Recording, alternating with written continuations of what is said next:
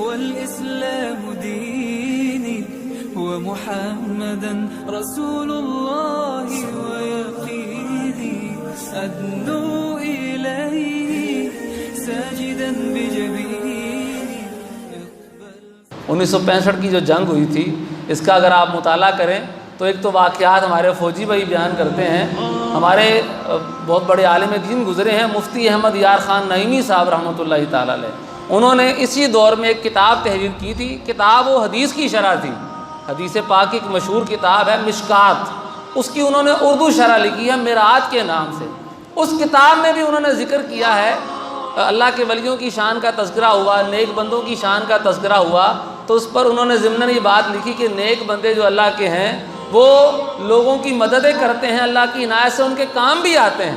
پھر انہوں نے کہا کہ 1965 کی جنگ جب ہوئی ہے تو ہمیں کئی فوجی بھائیوں نے بتایا ہے کہ انڈیا والے تو یہ کہہ رہے تھے کہ ابھی صبح ہم ناشتہ لاہور جا کے ہی کریں گے, ہمارا ناشتہ تو لاہور میں ہی ہوگا, یہ تو اب مسلمانوں کی خیر نہیں ہے, لاہور تو اب ہمارے ہاتھ میں ہے. لیکن اور ظاہری صورتحال بھی اسی چیز کا تقاضا کر رہی تھی. ظاہری طور پر جو معاملات تھے وہ بھی اسی چیز کی طرف لے جا رہے تھے کہ لاہور بچ نہیں سکتا. لیکن جس لاہور جو کہ پاکستان میں ہے اگر اس پر خاص اللہ اور رسول کی عنایت ہو اور وہ داتا کا نگر ہو, داتا کی حفاظت میں ہو, تو وہ لاہور کیسے ایسے مفت میں جا سکتا ہے. تو فوجی بھائیوں کا یہ خود آنکھوں دیکھا حال یہ مفتی احمد یار خان نعیمی رحمۃ اللہ تعالی علیہ نے لکھا کہ ان میں سے کئی ایسے مجاہدین تھے جن کا یہ بیان تھا کہ ادھر سے وہ بھارتی لوگ بم مارتے تھے, کوئی نہ انجانی سی مخلوق ایسے اٹھتی تھی اور بم پکڑ کے دوبارہ ان کی طرف پھینک دیتی تھی. ہمیں سمجھ نہیں آتے تھے یہ کون لوگ ہیں. تو ایک ایسے ہی کسی انجانے مخلوق کو میں نے دیکھا, ایک فوجی بھائی کا بیان, تو وہ کہتے ہیں میں نے ان سے جا کے ملاقات کی. ان کہا آپ کون ہیں؟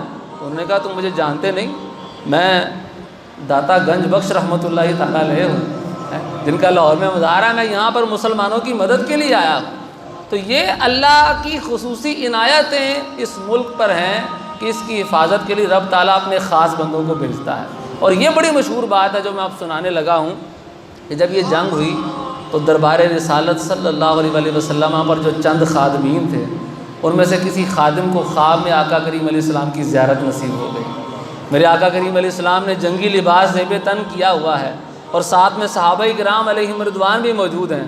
خادم نے پوچھا حضور کہاں کا ارادہ ہے, کہاں جا رہے ہیں آپ؟ کہا تمہیں پتہ نہیں ہے کہ پاکستان میں شہر لاہور میں بھارت نے غیر مسلموں نے حملہ کر دیا ہے, میں اپنے امتیوں کی حفاظت کے لیے جا رہا ہوں. تو جہاں جس ملک پر, جس شہر پر, جس خطے پر میرے آقا کریم علیہ السلام کی خصوصی نظریں اور عنایتیں موجود ہوں, اس کو کون بگاڑ سکتا ہے, اس کو کون ختم کر سکتا ہے؟ تو یہ وجہ کیا ہے؟ اس ملک کی تعمیر و ترقی میں جو روحانی پہلو ہے اس کے پیچھے بھی مسلمانوں کی بہت ساری قربانیاں ہیں. ایک واقعہ جو سنایا جاتا ہے کہ جب پاکستان کے لیے ہجرت کی گئی, متعدد واقعات ہیں کہ جو کہ اکٹھے نہیں کیے جا سکتے, جو ایک جگہ بیان نہیں کیے جا سکتے. ہر ایک کی اپنی علیحدہ کہانی ہے, ہر ایک کی اپنی علیحدہ سٹوری ہے. تو وہ کیسی کیسی کہانیاں ہیں کہ جن کو اگر لکھا جائے اور پڑھا جائے تو دل خون کی آنسو ہوتا ہے. ہمارے ایک مقرر ہیں, انہوں نے یہ بیان کیا کہ میں خود ایسے شخص سے ملا جس کا یہ بیان تھا کہ ہمارا قافلہ ہجرت کر کے جو ہے نا وہ پاکستان کی طرف رواں تھا.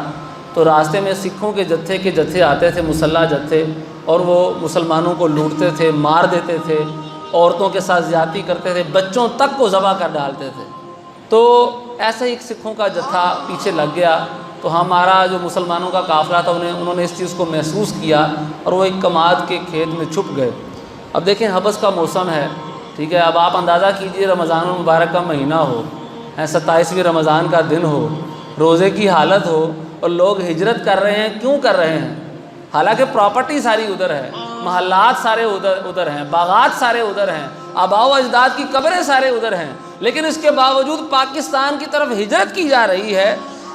وجہ اور لاجک پیچھے کیا ہے کہ یہ ہجرت صرف اپنی ذاتی غرض کے لیے نہیں تھی, پاکستان کے لیے تھی, کہ جو پاکستان اس لیے بنا تھا تاکہ کلمہ محمد الرسول اللہ صلی اللہ علیہ وسلم کو سربلند رکھا جائے. اس کے لیے ہجرت کی. اتنی مشکل ہجرت ہو رہی ہے تو اب اس میں جتھے نے حملہ کر دیا. تو ایک شخص کا بیان ہے, وہ کہتا ہے کہ ہمارے اس قافلے میں ایک عورت تھی جس کے پاس ایک شیر خوار بچہ تھا. اب گرمی کی شدت ہے, ایک جگہ چھپ کے بیٹھے ہیں, حبس کا ماحول ہے, تو بچہ ظاہری بات ہے وہ روئے گا, چلائے گا, چیخے گا, وہ تڑپے گا, اس کو پریشانی ہوگی. تو بچہ رونا شروع ہو گیا, بار بار وہ روتا تھا. تو وہ کہنے والا کہتا ہے کہ لوگوں نے اس کی طرف گھور کے دیکھا کہ تیرا یہ بچہ ہم سب کو مروا دے گا۔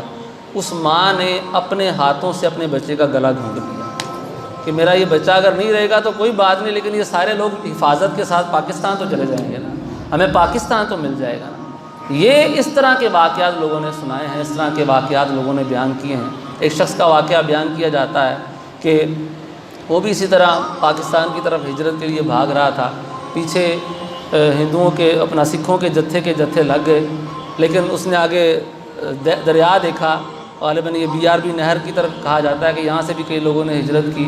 تو جب یہاں پر دریا میں چھلانگ لگانے کے لیے اس نے ساتھ ایک ڈنڈا لیا کہ چلو کسی طرح میں دریا پار کر لوں گا، تیرنا تو نہیں آتا لیکن چلو کسی طرح میں گزارا کر لوں گا۔ جب وہ دریا میں اس نے چھلانگ لگائی تو اس نے محسوس کیا یہاں تو بہت سارے لوگ موجود ہیں۔ اس نے سوچا شاید یہ بھی میری طرح اس طرح چھلانگیں لگا کے دریا پار کرنے کے لیے آئے ہیں، لیکن جب تھوڑا اس نے ٹٹولا تو وہ لوگ زندہ موجود نہیں تھے، وہ لوگوں کی لاشیں وہاں پر موجود تھیں جو اسی طرح پاکستان پہنچنے کے لیے انہوں نے اپنی جان بچانے کے لیے اور پاکستان تک پہنچنے کے لیے دریا میں چھلانگ لگائی، لیکن وہ دریا کو پار نہ کر سکے۔ تو یہ وطن اس طرح حاصل کیا گیا ہے اتنی مشکلات کے ساتھ، یعنی ایک بندہ اپنی ساری فیملی کو قربان کر کے، اپنی پراپرٹی کو قربان کر کے، اپنے کھیت کھلیان کو قربان کر کے، اپنے بچوں کو قربان کر کے، اپنے والدین کو اپنے سامنے مرتا دیکھ کے، اپنی عورتوں کو اپنے سامنے مرتا دیکھ کے، وہ ایک شخص نہیں، ایسے بھی کئی شخص ہیں کہ ایک شخص جو ہے نا وہ اپنی ساری فیملی کو قربان کر کے پاکستان پہنچا ہے۔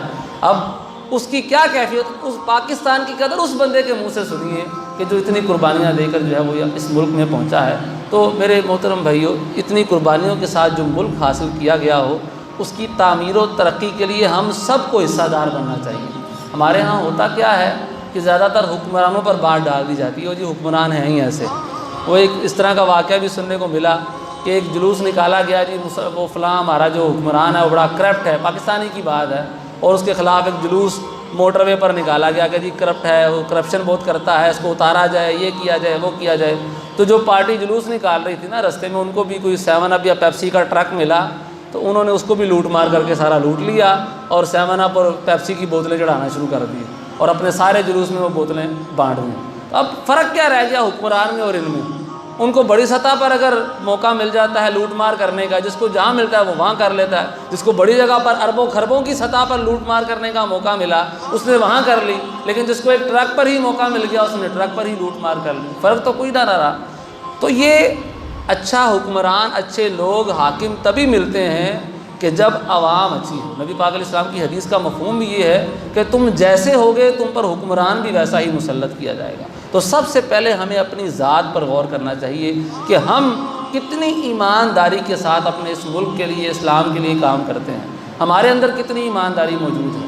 اگر ہمارے اندر ایمانداری موجود نہیں ہوگی تو ہمارے حکمرانوں کے اندر ایمانداری کیسے موجود ہوگی؟ اگر ہم اسلام کو اپنے اندر نہیں سموئیں گے، نہیں بسائیں گے، تو ہمارے حکمران ہمارے سامنے اسلام کا نام کیسے لیں گے؟